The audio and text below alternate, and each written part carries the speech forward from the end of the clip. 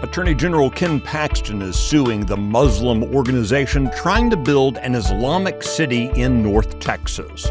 This is Monday, December 8th, 2025. Texas Scorecard presents the day's first news for the Lone Star State. The Texas Minute, with your host, Michael Quinn Sullivan.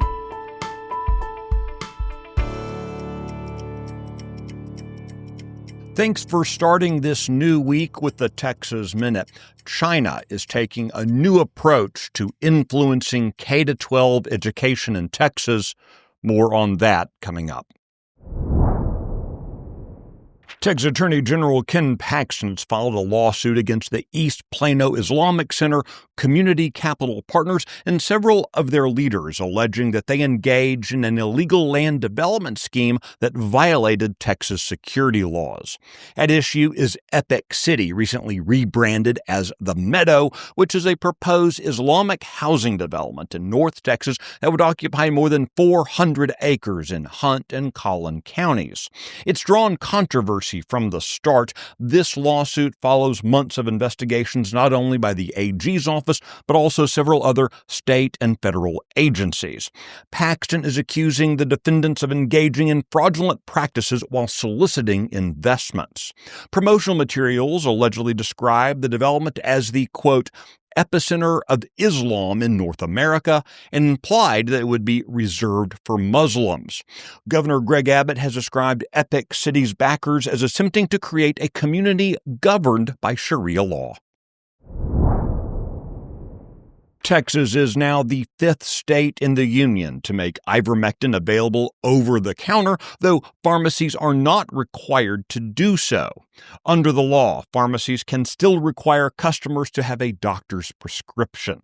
The new law took effect last week. It protects pharmacists from criminal, civil, or professional liability for responsibly dispensing ivermectin over the counter.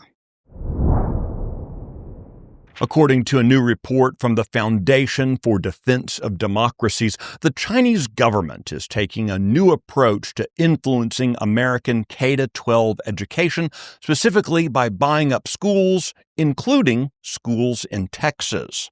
The Spring Education Group is a national network of private schools with 28 brands spanning 16 states.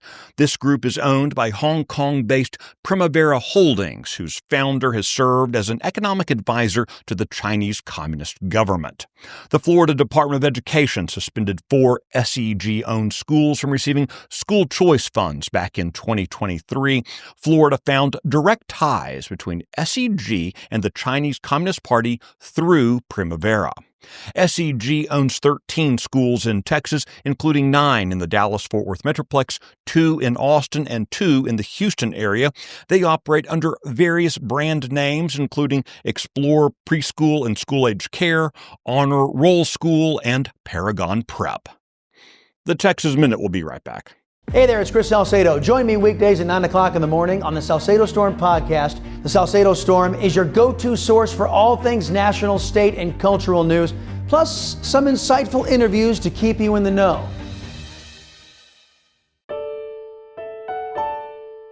The Aldine Independent School District employed Derek Banks as a teacher for more than 2 years, despite active arrest warrants accusing him of sexually assaulting a 13-year-old boy. Banks was hired by Aldine ISD in August 2023 to teach agriculture science at Eisenhower High School. 2 months later, in October 2023, Houston police obtained warrants charging him with 2 counts of aggravated assault of a child. Banks continued working on campus until his arrest in late October of this year, more than 2 years after those warrants were issued.